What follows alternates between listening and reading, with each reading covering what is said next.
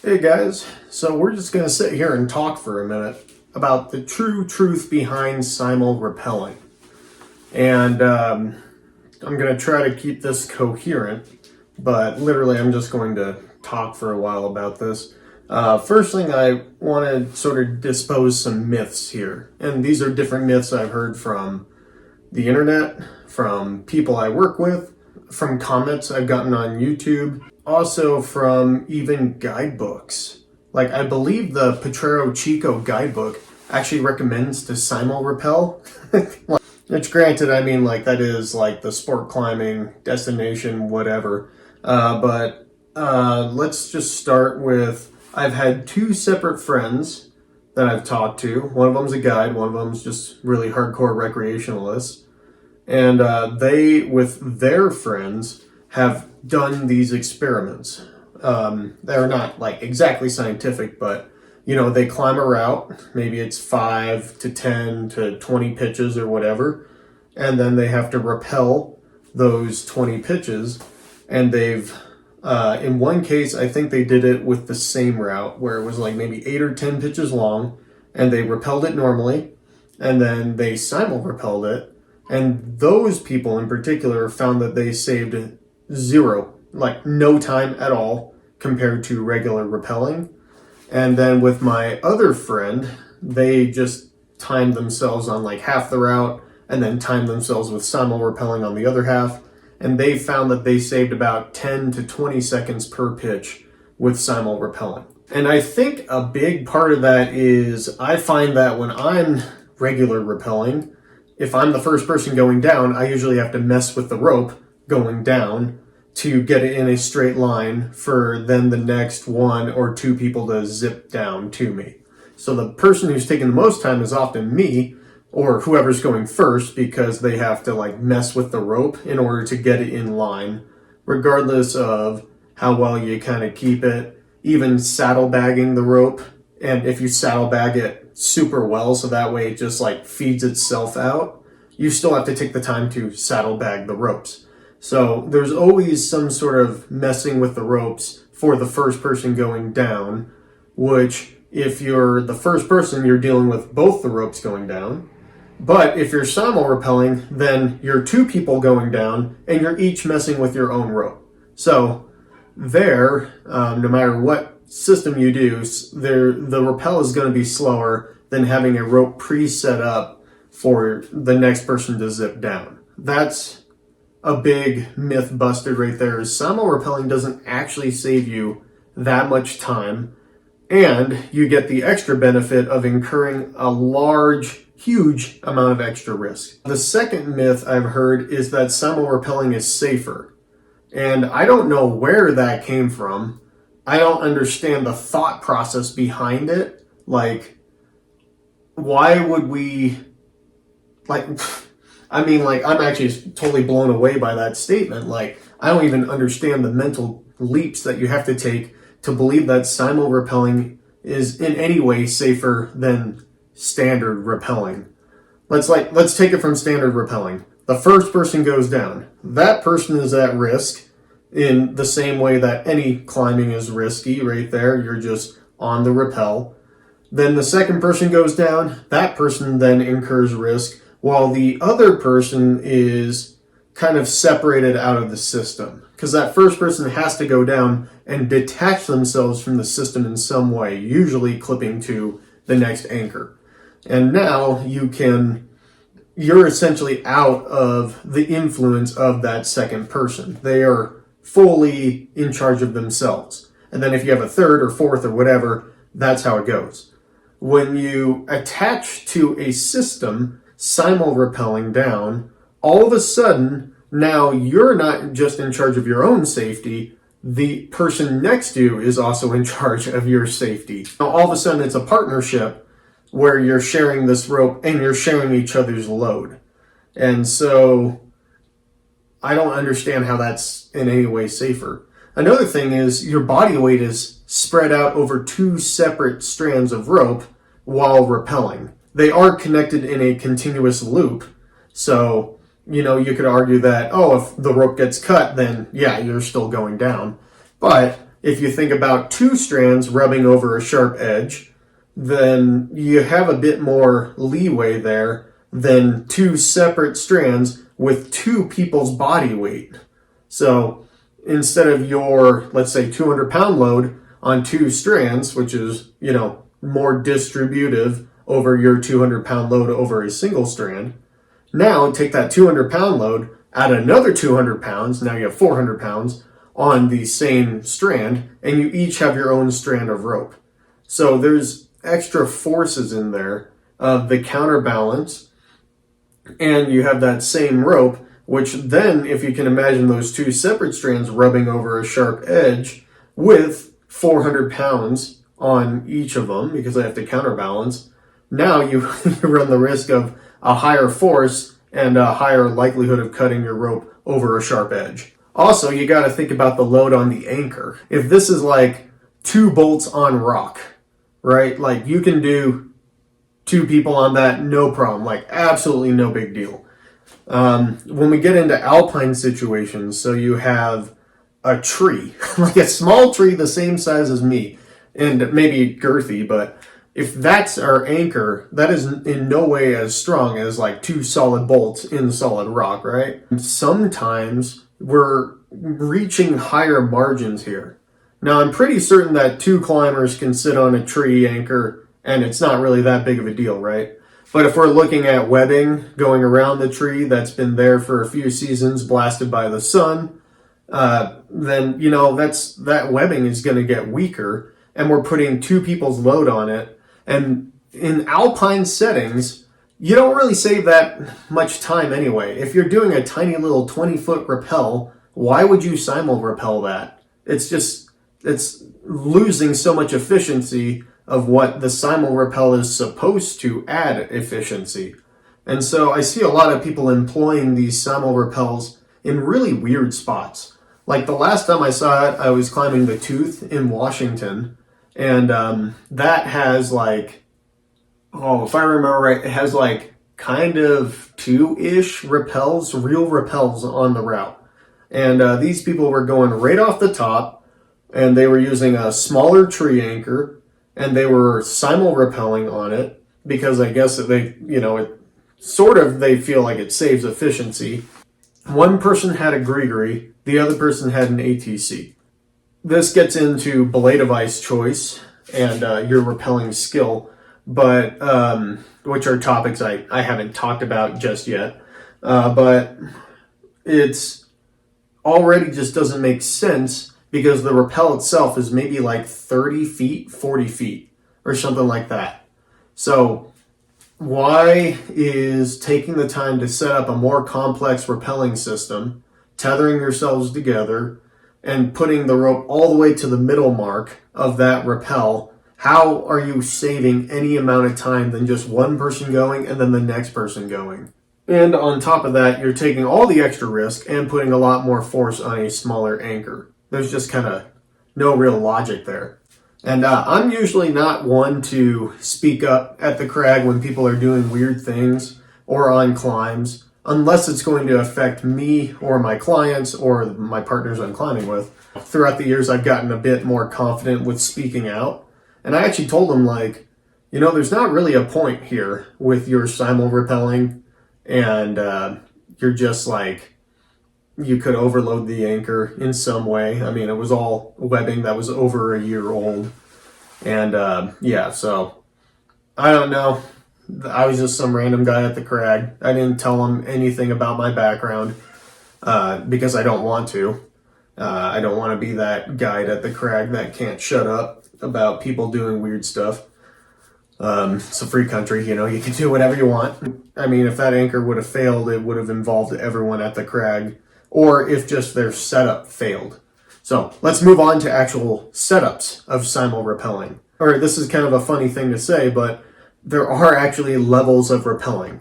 Like you can watch someone at the crag and be like, that person hasn't rappelled that much, right? You could call them a beginner rappeller, and then you could call someone else like an advanced rappeller, which is kind of funny, or kind of odd. You don't really think about it in that way. But I see a lot of people underestimating what goes into rappelling. You know, it's a very technical deal. And like, in order to just be able to accomplish a single rappel and be somewhat safe about it, it takes actually a lot of nuance and experience.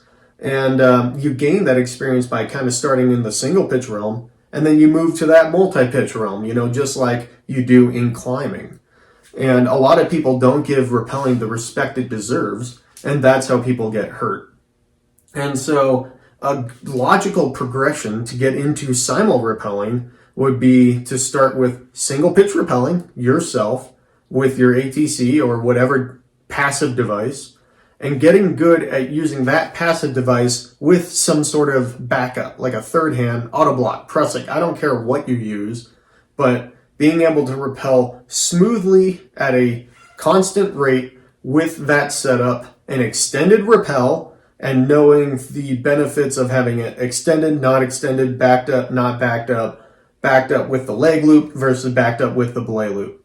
All of those rappelling techniques come into play while you are out there in the mountains. And I use all of those techniques while I'm out in the mountains, just moving through the terrain. There is a place where you can use your ATC on your belay loop without a backup for a quick 10-foot rappel. That is totally acceptable.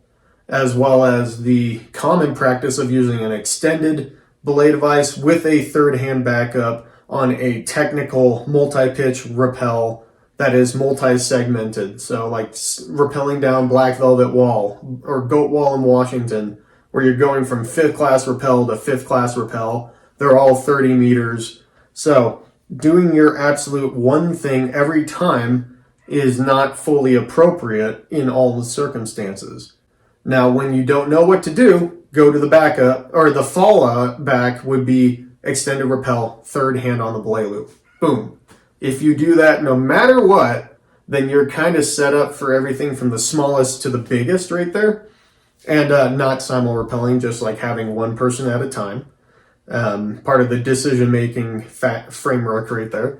And then, as you kind of move through terrain choices, you're going to start changing up your rappel system and applying the best rappel for the situation in terms of either safety or efficiency.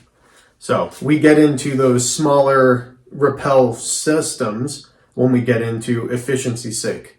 And I know some people are already going to comment on this video saying, well, I just do this all the time, and I just do this all the time because of whatever.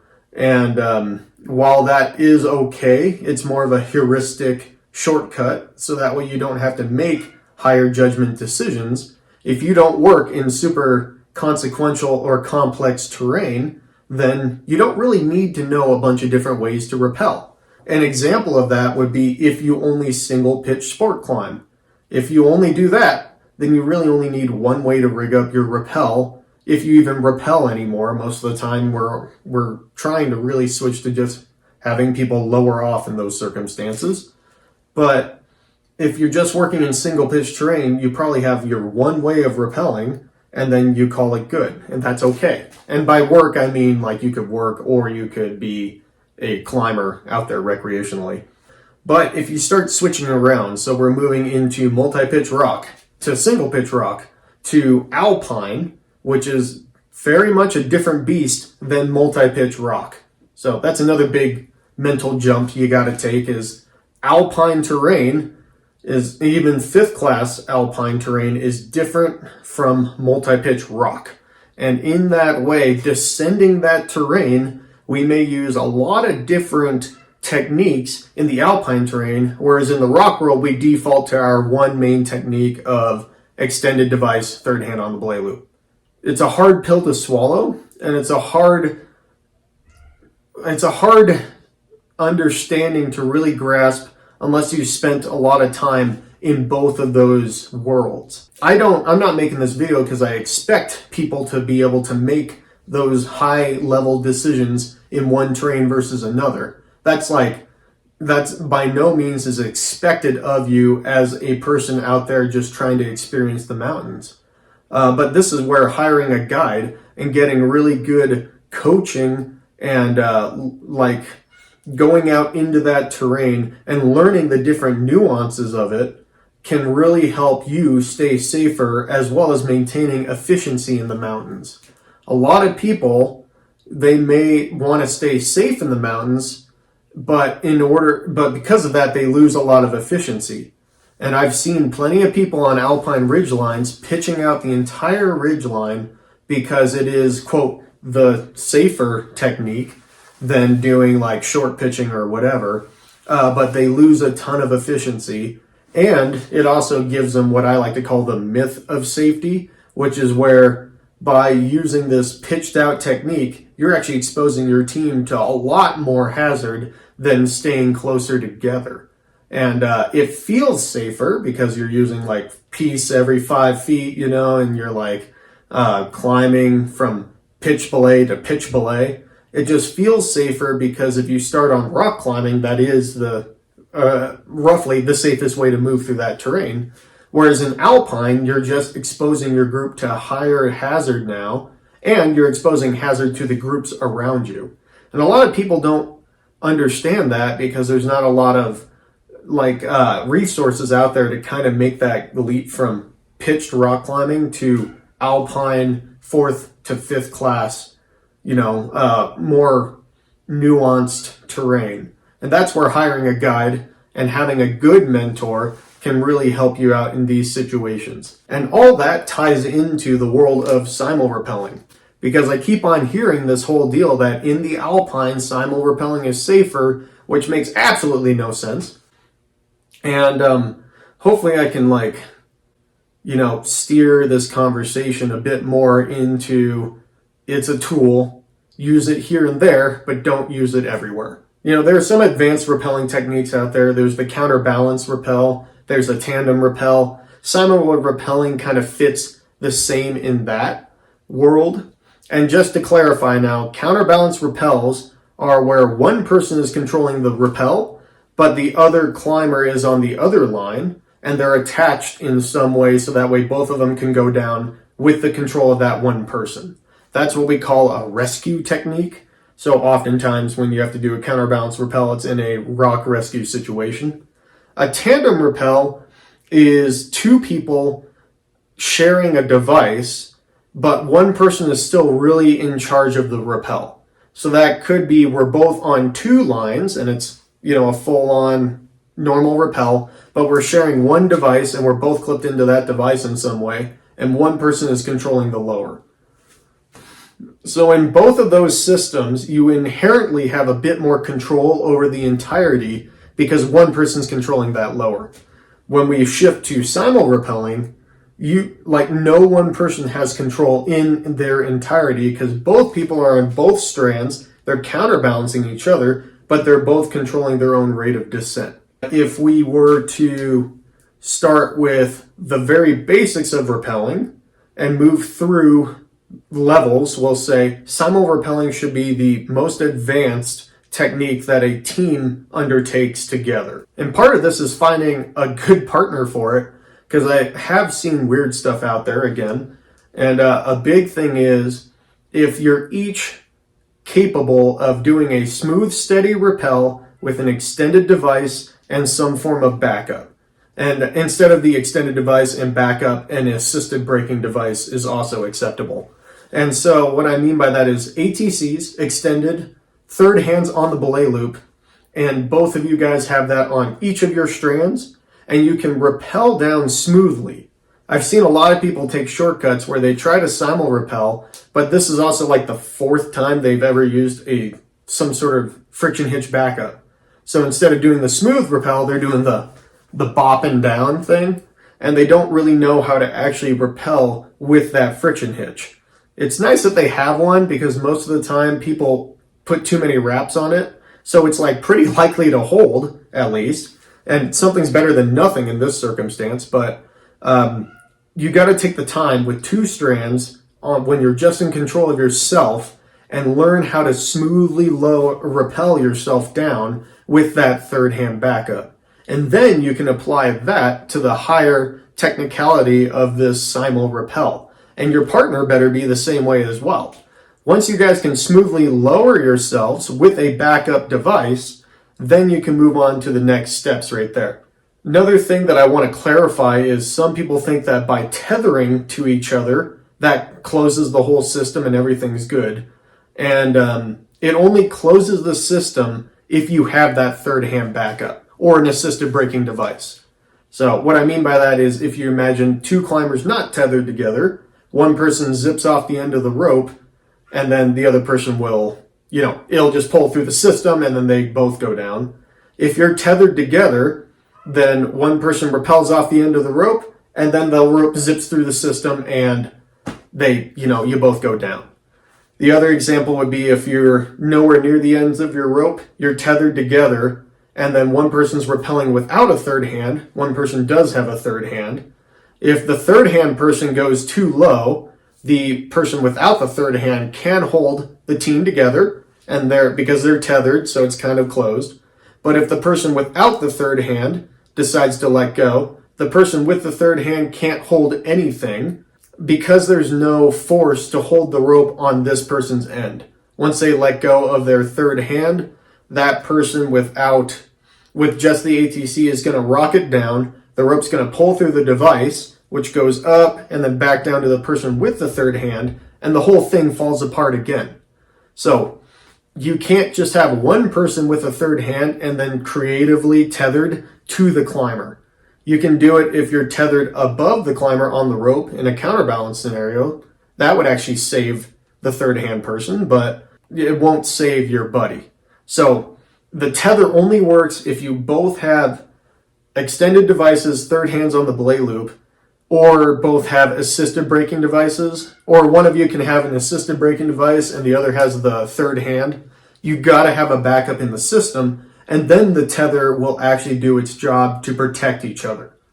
And you can make that tether pretty long too. If you make it too long, it gets annoying, but you can have like a good triple length sling between each other and then stagger on the way down too for comfort, which some people tether themselves too short and then they're stuck like this and then they don't have the freedom to move. So that's a nuance of the system that you kind of have experience with the system in order to understand, or a lot of experience rappelling, which you should have if you do simul rappelling. I feel like I see too many people that have barely any rappelling experience. They automatically move right into simul rappelling because they think it's the cool new way to get down, and it's just a shit show. Ultimately, that's what it turns into. Luckily, I haven't seen anyone I've never seen the system fall apart and anyone get hurt. But everyone's read the stories, about that. And on top of that too, closing the system, at least having knots in the end of your rope, arguably it'd be better to have a figure 8 at the end of the rope tied into the hard points of your harness. That way, if you do decide to go without a third hand and you let go, you'll drop all the way to the bottom of the rope. And while everyone will probably get seriously injured anyway, you can still counterweight that system so you don't really kill your partner. I've seen too many people now simul rappelling with just like ATCs and no third hand. I even saw, going back to the whole tooth thing, when the two were simul rappelling to get down their 35 feet of rock, one guy just hooked in with the ATC. The other one had a gree-gree, I think it was a girl. And I remember her voice saying that she was like, "Oh, you're not doing a third hand?" He's like, "Yeah, I never do those." And I'm like, okay, great. So now you're going to kill yourself and you're guaranteeing to kill your partner if you happen to let go. And that girl was putting a ton of trust in him. Hopefully they knew each other, at least. But she was putting a ton of trust in him to not screw up his rappel and let go because she was going to get seriously injured along with him. If you don't like doing it for yourself, at least do it for your partner. Or even better, just do regular rappel, and no matter what, you're the only one who's going to get seriously injured.